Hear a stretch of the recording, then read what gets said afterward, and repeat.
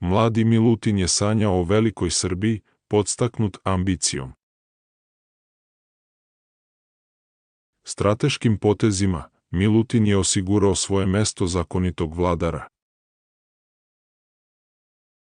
Njegova vladavina je uvela eru bogatstva, sa procvatom rudnika i trgovine.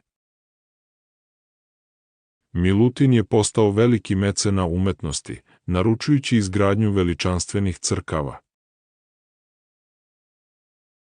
Srbiju je obdario zadivljujućim arhitektonskim čudima.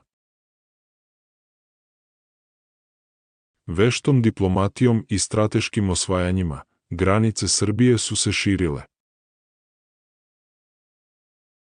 Njegov kraljevski dvor postao je centar moći i međunarodnog ugleda. Njegov brak sa vizantijskom princezom Simonidom dodatno je uzdigao ugled Srbije.